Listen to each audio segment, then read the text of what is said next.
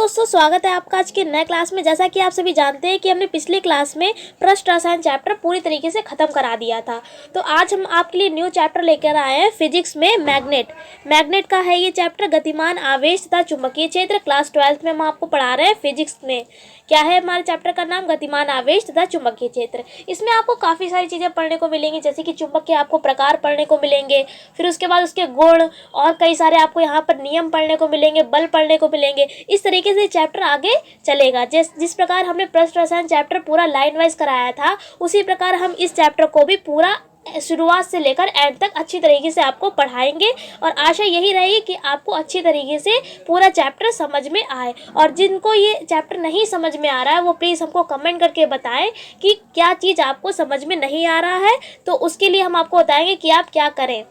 तो चलिए आज स्टार्ट करते हैं। हमारा ये न्यू चैप्टर है गतिमान आवेश तथा चुंबकीय क्षेत्र। क्या करेंगे, सबसे पहले चैप्टर का नेम डालेंगे गतिमान आवेश तथा चुंबकीय क्षेत्र। उसके बाद आप हेडिंग डालेंगे प्राकृतिक चुंबक। यहाँ पर आपको दो चुंबक पढ़ने को मिलेंगे, एक प्राकृतिक और कृत्रिम चुंबक। प्राकृतिक का मतलब होता है नेचुरल, यानी जिसका निर्माण हम नहीं करते। इसका मतलब क्या, मनुष्य जिसका निर्माण नहीं करता, प्रकृति के द्वारा मिलती है, वो चीज़ें क्या कहलाती है? प्राकृतिक कहलाती है, नेचुरल कहलाती हैं। यहाँ पर चुंबक की बात है तो वो क्या कहलाएगी? प्राकृतिक चुंबक। उसके बाद आप पढ़ेंगे कृत्रिम चुंबक। कृत्रिम का मतलब होता है आर्टिफिशियल, यानी जिसका निर्माण हम, जो हमारी प्राकृतिक चुंबक है उसको मतलब अपने उपयोग के लिए अपने ढंग से बना लेना, वो क्या कहलाएगी? हमारी आर्टिफिशियल मैग्नेट, यानी कि कृत्रिम चुंबक कहलाएगी। तो चलिए स्टार्ट करते हैं चैप्टर। यहाँ पर आप हेडिंग डालेंगे सबसे पहले प्राकृतिक चुंबक। इसमें देखिए लिखेंगे आप कि प्रकृति में एक ऐसा काला पत्थर पाया जाता है जो लोहे के टुकड़ों को अपनी ओर आकर्षित कर लेता है, प्राकृतिक चुंबक कहलाता है। अब देखिए यहाँ पर चुंबक की बात है, तो चुंबक क्या होती है? कोई भी लोहे का कण होता है उसको अपनी ओर आकर्षित करता है। जैसे कि मान लिया यहाँ पर कोई चुंबक रखी है और यहाँ पर कोई लोहे की कील रखी है, तो कील क्या होगा? ये जो चुंबक होगा इस कील को अपनी ओर आकर्षित करेगा, यानी अपनी ओर खींचेगा, तो वो क्या कहलाएगी? हमारी चुंबक कहलाएगी। कोई भी ऐसी चीज़ जो लोहे के कणों को अपनी ओर आकर्षित करती है, वो क्या कहलाएगी? हमारी चुंबक कहलाएगी। प्राकृतिक चुंबक है तो प्रकृति में कोई काला पत्थर इन्होंने देखा है, तो काला पत्थर पाया जाता है जो लोहे के कणों को अपनी ओर आकर्षित कर लेता है। इसी को हम क्या कहते हैं? प्राकृतिक चुंबक कहते हैं। यानी प्राकृतिक चुंबक क्या होता है? प्रकृति में ऐसा एक काला पत्थर पाया जाता है जो लोहे के कण को अपनी ओर आकर्षित कर लेता है, उसको क्या कहते हैं? हम प्राकृतिक चुंबक कहते हैं। जैसे यहाँ पर लिखा है यह लोहे का एक ऑक्साइड Fe3O4 होता है, यानी जो Fe3O4 है ये क्या है? हमारा प्राकृतिक चुंबक है। क्या है? हमारा प्राकृतिक चुंबक है। तो आशा करते हैं कि आपको ये प्राकृतिक चुंबक समझ में आया होगा। देखिए कितना यहाँ पर आसान लैंग्वेज लिखी हुई है कि प्रकृति में एक ऐसा काला पत्थर पाया जाता है जो लोहे के कणों को अपनी ओर आकर्षित करता है, इसे ही हम क्या कहते हैं? प्राकृतिक चुंबक कहते हैं। यहाँ पर लिखा हुआ है आगे कि यह लोहे का एक ऑक्साइड क्या होता है? Fe3O4 होता है। लोहे का एक ऑक्साइड क्या होता है? Fe3O4 होता है। आपसे इसमें यहाँ पर पूछा जा सकता है ऑब्जेक्टिव में कि प्राकृतिक चुंबक इनमें से कौन सा होता है, तो अगर ऑप्शन में आपका आता है एक ऑक्साइड Fe3O4 अगर आपका ऑप्शन में आता है प्राकृतिक चुंबक के लिए, तो आप इस पर टिक कर देंगे क्योंकि ये आपका आंसर सही होगा, क्योंकि ये क्या है? एक प्राकृतिक चुंबक है।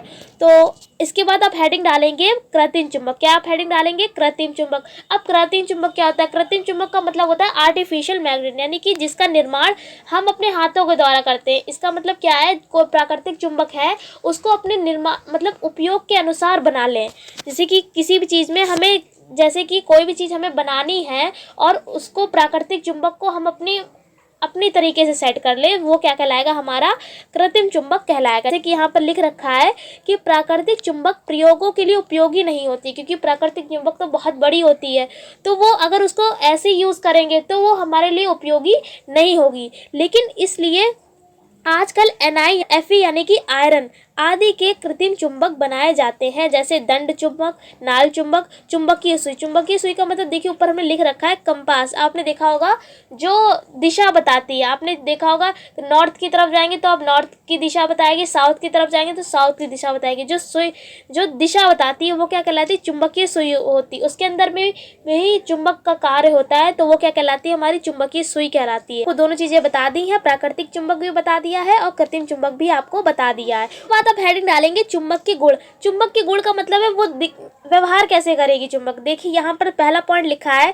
कि स्वतंत्र रूप से लटकी हुई चुंबक सदैव उत्तर दक्षिण दिशा में ठहरती है। जैसे कि यहाँ पर पेंडुलम टांग दे, इस तरीके से यहाँ पर पेंडुलम टांग दे तो क्या होगा, ये या तो इस दिशा में जाएगा, अगर यहाँ से खींचे, यहाँ से खींचे तो ये ऐसे ही तो केवल जाएगा, ऐसे ही जाएगा, इधर जाएगा, इधर जाएगा, इधर जाएगा, इधर जाएगा। तो इसका मतलब क्या है, जो चुंबक होती है वो हमेशा या तो नॉर्थ की तरफ जाएगी या साउथ की तरफ जाएगी। यानी इसका मतलब क्या है, या तो उत्तर की तरफ जाएगी या दक्षिण की तरफ जाएगी। ये हमारा एक चुंबक का पहला गुण हो जाएगा कि चुंबक जो है वो हमेशा किस दिशा में जाती है, उत्तर से दक्षिण दिशा में ठहरती है। ये दूसरा गुण है हमारा, दो चुंबकों के समान ध्रुव एक दूसरे को प्रतिकर्षित जबकि विपरीत ध्रुव एक दूसरे को आकर्षित करते हैं। जैसे कि इस यहाँ पर कहने का मतलब ये है, क्या कह रहा है, हमारा जो ध्रुव है, ध्रुव देखिए दो होते हैं, एक उत्तर और एक दक्षिण ध्रुव होता है चुंबक में। तो चुंबक के जो दोनों ध्रुव अगर समान होंगे तो एक दूसरे को क्या करेंगे, प्रतिकर्षित करेंगे, यानी कि अलग हटेंगे। और अगर विपरीत ध्रुव होंगे यानी कि अलग अलग ध्रुव होंगे तो क्या होगा, एक दूसरे को आकर्षित करेंगे, मतलब अपनी ओर खींचेंगे। अब देखिए समझाते हैं आपको यहाँ पर कहने का मतलब क्या है इस गुण का। देखिए जैसे कि अगर दोनों ध्रुव नॉर्थ वाले हुए तो क्या होगा, ये एक दूसरे को क्या करेंगे, प्रतिकर्षित करेंगे, यानी ये दूर भागेंगे एक दूसरे से। क्या करेंगे, दूर भागेंगे। क्यों दूर भागेंगे, क्योंकि दोनों ध्रुव कैसे समान है, ये भी नॉर्थ है और ये भी नॉर्थ है। तो क्या करेंगे, दूसरे एक दूसरे को दूर भागेंगे, यानी कि प्रतिकर्षित करेंगे। और अगर यहाँ पर ध्रुव हम विपरीत ध्रुव लेते हैं, यानी कि एक अगर नॉर्थ लेंगे, एक अगर साउथ लेंगे, यानी कि एक उत्तरी ध्रुव लेंगे और एक दक्षिणी ध्रुव लेंगे, तो क्या होगा, ये एक दूसरे को आकर्षित करेंगे। क्या करेंगे, आकर्षित करेंगे। क्यों आकर्षित करेंगे, क्योंकि ये विपरीत ध्रुव है। ठीक है, तो यहाँ पर मेरे कहने का मतलब यह है कि अगर समान ध्रुव होगा तो ये एक दूसरे को क्या करेंगे, प्रतिकर्षित, यानी दूर करेंगे, एक दूसरे को दूर हटेंगे एक दूसरे से। अगर विपरीत ध्रुव होंगे तो ये एक दूसरे को आकर्षित करेंगे। आकर्षित का मतलब एक दूसरे को खींचेंगे। उसके बाद तीसरा गुण है हमारा, किसी भी चुंबक का चुंबकत्व ध्रुवों पर सबसे अधिक और बीच में सबसे कम होता है। यहाँ पर ध्रुवों का मतलब क्या है, किनारा ऊपर देखिए लिखा भी है, आपको यहाँ पर किनारा लिखना नहीं है, केवल हमने आपको समझाने के लिए लिख दिया कि ध्रुव को क्या कहते हैं, किनारे कहते हैं नॉर्मल लैंग्वेज में। तो यहाँ पर क्या है, जो चुंबक का चुंबकत्व है वो यानी किनारों पर क्या होता है, सबसे अधिक होता है और बीच में कम होता है। जैसे कि अगर इस तरीके से हम चुंबक बना दें तो यहाँ पर ये जो किनारे हैं इस पर, यहाँ पर इसका चुंबकत्व तो अधिक होगा, लेकिन ये जो बीच का पार्ट है, ये जो डिस्टेंस बीच की है, यहाँ पर चुंबकत्व का जो मान होगा वो कैसा होगा, कम होगा। अब आप हेडिंग डालेंगे चुंबक के गुण के बाद धारावाही परिनलिका। आप हेडिंग डालेंगे धारावाही परिनलिका। अब ये धारावाही परिनलिका होती क्या है, पहली बात आपको थ्योरी बताने से पहले इसको समझा देते हैं ये होता क्या है। यहाँ पर धारावाही परिनलिका होती क्या है, यहाँ पर धारावाही का मतलब क्या होता है, जहाँ पर धारा का प्रवाह हो रहा है, यानी कि जहाँ पर करंट आ रहा है वहाँ पर हम कहेंगे कि धारावाही है। परिनलिका का मतलब ऐसी नलिका जहाँ पर धारा का प्रवाह होगा, धारावाही परिनलिका।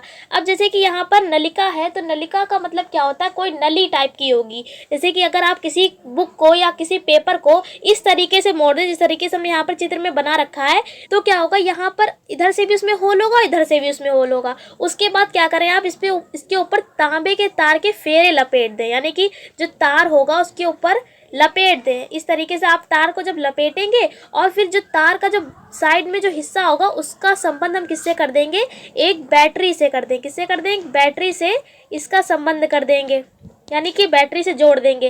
क्या किया हमने, सबसे पहले एक नलिका ली, नलिका के ऊपर हमने तार के फेरे लपेटना शुरू कर दिए। अब यहाँ पर एक और चीज़ समझ लीजिए, अगर केवल तार का एक फेरा होता है उसको हम बोलते हैं लूप। क्या बोलते हैं, लूप। लेकिन अगर तार के कई फेरे होते हैं उसको हम बोलते हैं कुंडली। जैसे कि यहाँ पर तार के कई फेरे हैं, देखिए तार के यहाँ पर कई फेरे लपेटे जाएंगे तो क्या कहेंगे, हम इसको कुंडली कहेंगे।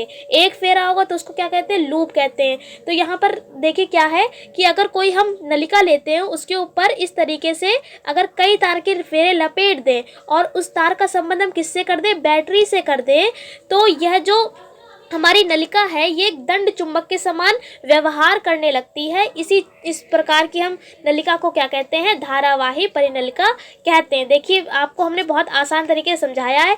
क्या आपको बताया, एक हम ऐसी नलिका सबसे पहले लेंगे, उसमें क्या करेंगे, उसके ऊपर इस तरीके से कई तार के फेरे लपेट देंगे। फेरे लपेटने के बाद जो तार का हम संबंध किससे करा देंगे, बैटरी से करा देंगे। बैटरी से कराने के बाद जब इसमें करंट प्रवाहित होगा, यानी कि जब धारा प्रवाहित होगी, तो ये जो नलिका है एक दंड चुंबक के समान व्यवहार करने लगेगी। इसलिए इस परिनलिका को हम क्या कहते हैं, धारावाही परिनलिका कहते हैं। तो आशा करते हैं कि आपको धारावाही परिनलिका समझ में आया होगा। आपको अब देखिए यहाँ पर हम थ्योरी के बेस पर समझाते हैं। तो धारावाही परिनलिका क्या होता है कि किसी मोटे कागज की नलिका पर तांबे के तार के कई फेरे लपेटकर उस तार का संबंध एक बैटरी से कर दें, तब वह नलिका एक दंड चुंबक के समान व्यवहार करने लगती है। अतः इस नलिका को हम क्या कहते हैं, धारावाही परिनलिका कहते हैं। देखिए जैसा हमने चित्र में आपको बताया सेम वैसा ही लिखा है, रटने की कोई आवश्यकता नहीं है, बस आपको समझना है कि हम आपसे क्या बताना चाह रहे हैं, आपको क्या बताना चाह रहे हैं। जैसा हमने आपको चित्र में बताया सेम वैसे ही लिखा। सबसे पहले हमने आपको भी बताया था कि कोई कागज या कॉपी को इस तरीके से आप मोड़ेंगे। यहाँ पर लिखा है कि किसी मोटे कागज की नलिका पर, यहाँ पर फिर हमने आपको बताया तांबे के तार के फेरे लपेट देंगे। यहाँ पर वही लिखा है तांबे के तार के कई फेरे लपेट कर, फिर हमने आपको बताया इसका संबंध किससे कर देंगे, बैटरी से कर देंगे। यहाँ पर देखिए फिर वही लाइन लिखी कि बैटरी से कर दें तब वह नलिका किसके समान व्यवहार करने लगेगी, एक दंड चुंबक के समान व्यवहार करने लगेगी। इसलिए इस नलिका को हम क्या कहते हैं, धारावाही परिनलिका कहते हैं। देखिए कितनी आसान तरीके से हमने आपको धारावाही परिनलिका को एक्सप्लेन कर दिया है। अब देखिए सबसे पहले हमने आपको आज क्या बताया, प्राकृतिक चुंबक के बारे में बताया, कृत्रिम चुंबक के बारे में बताया, उसके बाद चुंबक के गुण बताए और लास्ट में हमने आपको बताया धारावाही परिनलिका। तो आशा करते हैं आपको जितनी भी चीज़ें हमने आज आपको बताई वो समझ में आई होंगी। अगर नहीं आई हैं तो हमको कमेंट करके बताएं। फिर मिलते हैं इस अगले क्लास में, इस चैप्टर को आगे बढ़ाएंगे। तब तक के लिए जय हिंद, जय भारत, वंदे मातरम।